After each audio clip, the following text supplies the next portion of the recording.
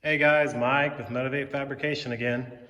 So a lot of my previous videos recently have been blacksmithing stuff, and as you guys probably can tell by now, I like to bounce around from one project to the next. So this particular video is going to be aimed at most of the guys or viewers that are into Hendey lathes or just old American lathes in general. I'm making this specific to the lead screw reversing mechanism on the gearhead style machines. This particular one is a 12 by 30 18 speed. I suspect it's similar across Hendey's lineup, at least the gearheads anyway, but I'll give you kind of a view of the gearhead. This is the headstock. I have land here on its side, but I took the mechanism here out, and there's a shaft that bolts in here with two bevel gears on each side. I'm going to show you that in a minute, but there's also a way it engages and disengages. Let me get you zoomed in here. There's a sliding gear here that engages the feed or the power coming through the headstock to feed the feed mechanism for your lead screw. It engages by sliding back and forth to a gear right here. So I'm actually gonna take you over to that shaft. I had disassembled it, and I plan on reassembling it in this video and then installing it so you can get an idea of one, how it's taken apart and put back together, and how it really functions, because it's kind of I guess the hallmark function of the Hendey lathes. It's other lathes like Monarch and stuff, I believe, have it as well, but they're definitely known for this. So I'm going to bring you over here to the the vise on the workbench, and I have some copper jaws in this vise, so it's really not hurting this spur gear. And I'm going to take it out here. But this is the shaft. It's got all the stuff taken off of it. I probably should have videoed the disassembly, but I'll video the reassembly, which is basically the same. One thing that I note, the oiler, which I'll show you in a minute, puts oil through here, and it comes out this hole and this hole, and there's bronze bushings right here that these other gears ride on, so you need to make sure that these two holes are clear when you blow air through the end. So I'm going to clamp this back up in the vise, and we're going to put this back together on camera. Just set here.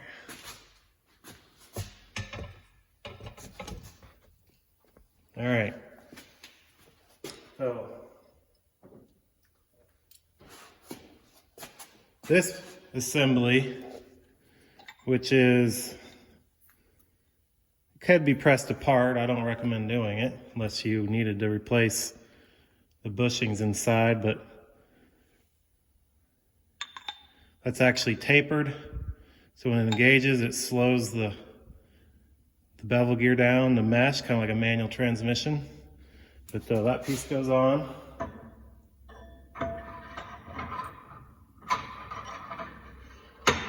That. And the tapered engagement, I don't even know what you'd call this, splined piece goes on. And then to get all that off is this metal ring. And it takes kind of like I took it off with these, snap ring pliers. It came off okay. I'm going to use them to expand this ring on here. So I'm going to bring you guys in a little closer so you can see what I'm doing. This kind of stuff's a lot harder to do when you're videoing it.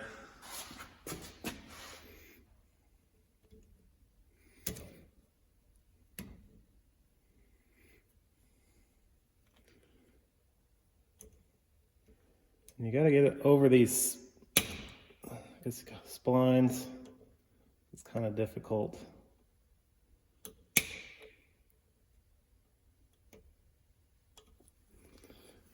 Almost got it. You don't want to spread it too much, you'll bend it. Ouch. Finger pincher. There's definitely better pliers for this that have more of a flat edge, but I don't have any here. Come on. Well, I'm going to do this off camera and I'll bring it back. I figured as soon as I turned the camera off, it went right on, but you can just kind of work this ring down a little bit at a time.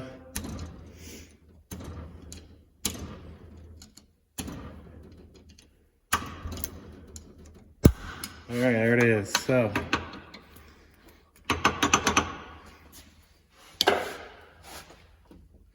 the next piece to go on is the actual part that slides back and forth. I'm gonna bring it back out.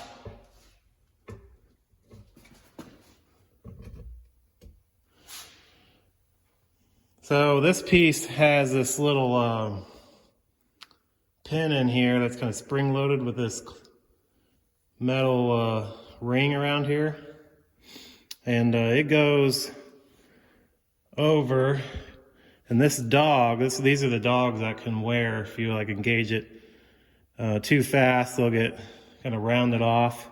But there's another dog right here that it engages with, but I'll go ahead and get that on here, and it does go on. You can see there's a, I'll bring you up again, this flattened area. That's where that pin, spring-loaded pin goes. The lines with those are one on each side.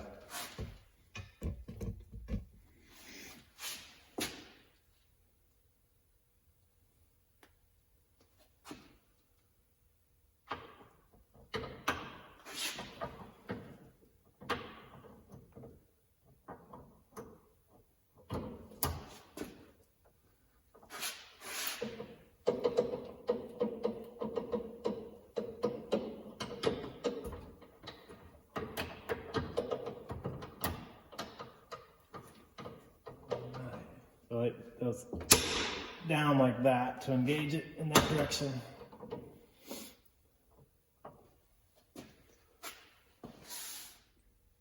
All right, so the next piece to go on is the other spline. Let's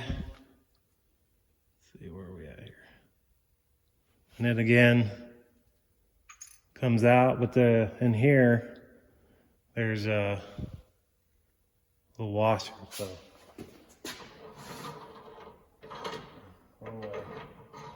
Again, you gotta line up that recessed area.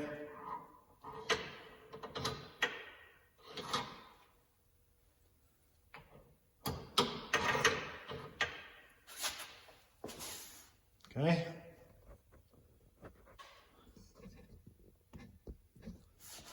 Now the little bushing spacer.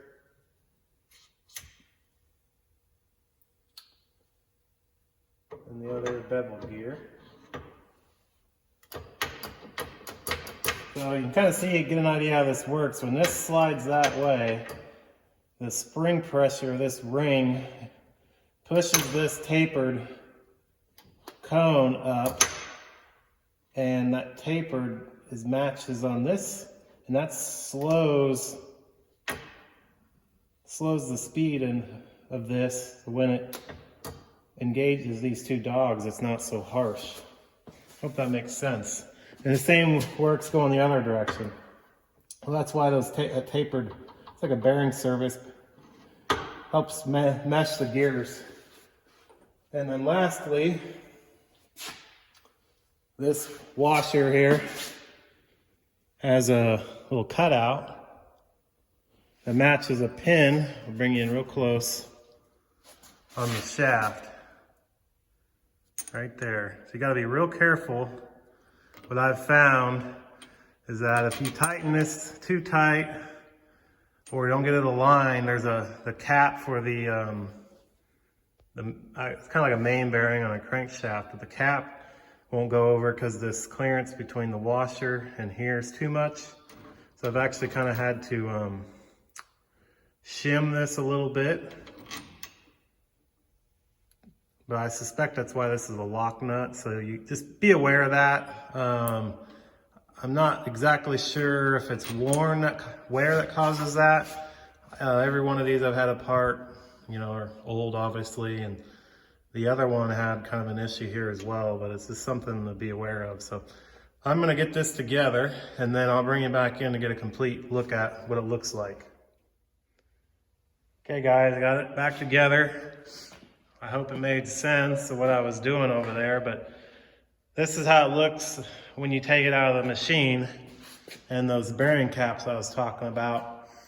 This bearing cap goes over here, and this bearing cap goes over here. Now, I mentioned this nut and aligning that. Best I can tell, when you tighten this nut, it controls the kind of clearance of this bearing as far as the thrust. So you can't tighten this all the way down, otherwise you won't be able to get the cap on, or it won't even get the shaft on the headstock.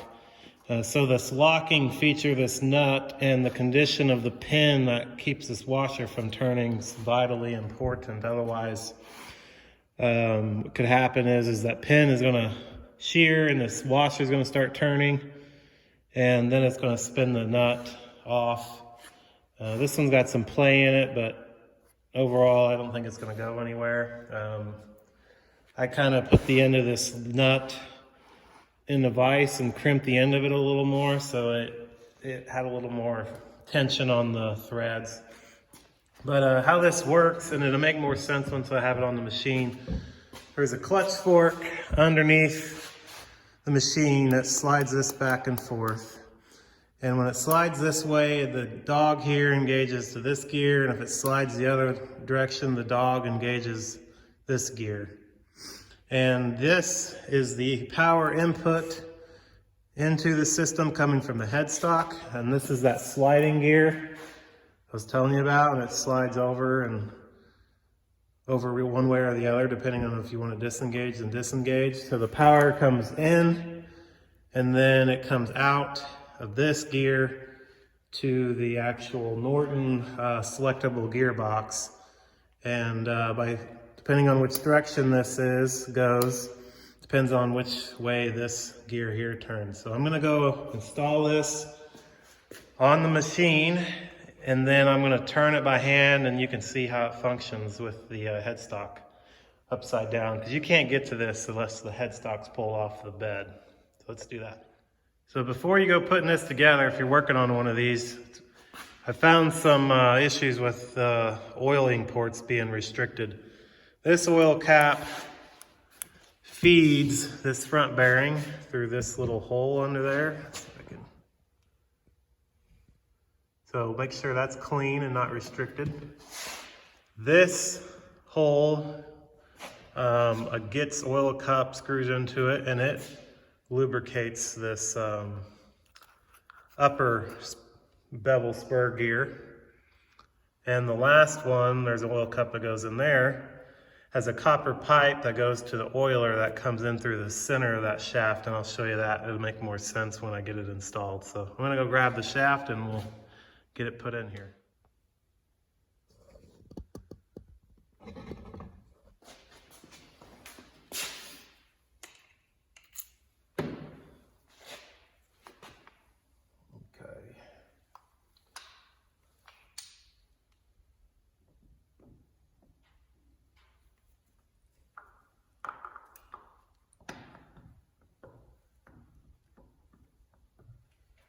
So I actually have this nut here on the back too tight, it won't go in, so I'm going to loosen that up. I think I'm going to put some Loctite on there, because I still don't like how tight that is. Alright.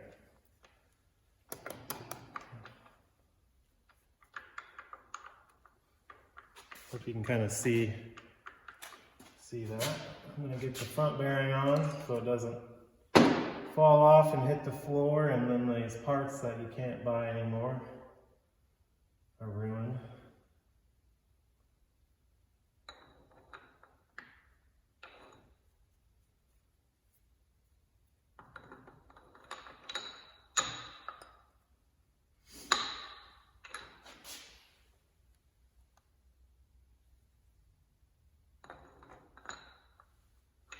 I need to make sure I'm putting that on in the right direction. I'm not positive that's the way it goes just yet. Actually, the bolt hole spacing only allows you to put it on one way.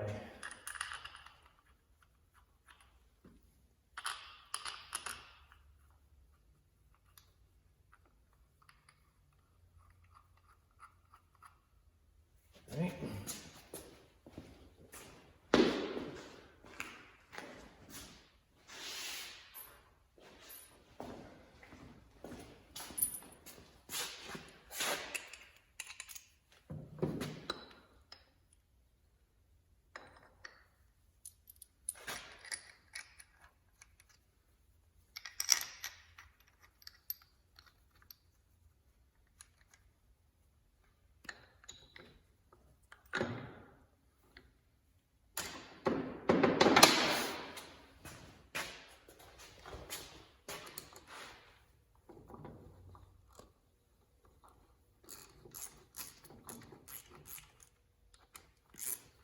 Yeah, I know power tools would be faster doing this, but I'm kind of old school and I'm not really in a hurry, and I like to be able to feel the bearing go on so I'm not smashing anything down or causing any damage. Because you really can't buy these parts, and probably the headstock and these main caps are probably meant to go together, so kind of like an engine. So I kind of spin this while I'm tightening these down so I know I'm getting it on there straight.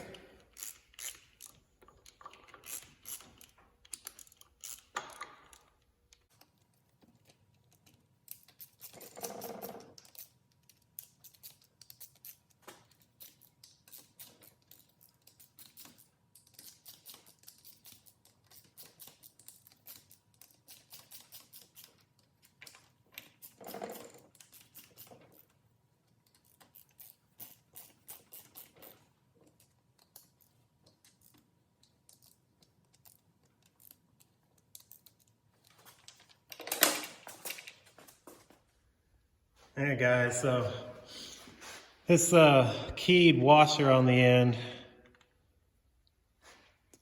I can tell it controls, from what I can tell, the thrust clearance here.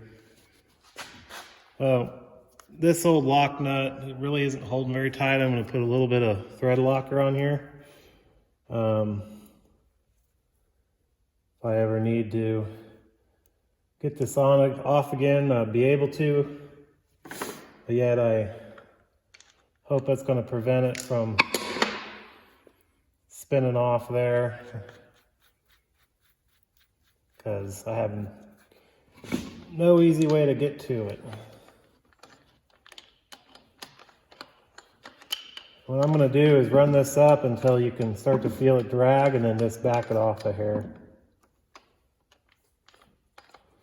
Right there, it's kind of dragging.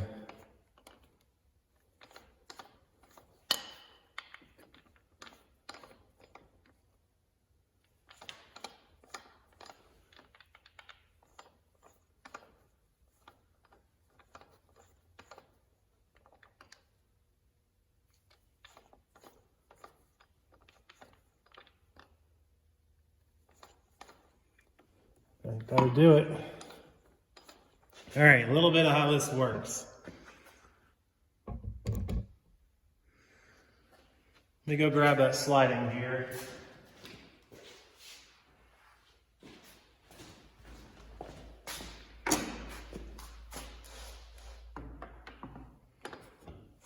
So, like I mentioned earlier, This is that sliding gear that goes back and forth. Like sent from the power coming through the headstock transfers to the sliding gear. That's disengaged. It stays meshed with this one a little bit, but it's completely disengaged from that one. But when it is engaged, how this works is, the clutch on this shaft, the motor belt runs this. And when it goes through the headstock, this is spinning. It turns this shaft. I'm going to take this out so I don't have to turn the whole headstock. So imagine this is turning. Right now this is in neutral because this really isn't doing anything. So in that position, the lead screw doesn't move at all. But if you shift it, now your power's coming through here, and you can see now this sprocket is turning in the same direction. So let's reverse it. Shift it to the other side. It's kind of difficult.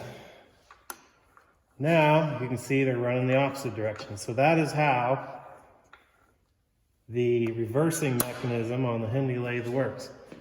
The one last thing I want to go over here is the oiling for this shaft. I mentioned this is the port. So there's a little copper tube that screws to it underside there, which screws into this little oiling tube, and all it is essentially a tube that slides down in here and bolts on, and that puts oil inside the shaft, and that's what comes out those two holes I showed you at the beginning of the video. Just make sure you blow all this out and clean it all out when you got this apart. But that's really the gist of it. So there's an overview of the Hendey reversing lead screw mechanism. Hope you enjoyed. Please subscribe if you're interested in really anything shop related, lathes, fabricating, blacksmith stuff. I got some mills, or 1 mill, 2 lathes, then we'll be doing projects. So have a good one, and thanks for watching.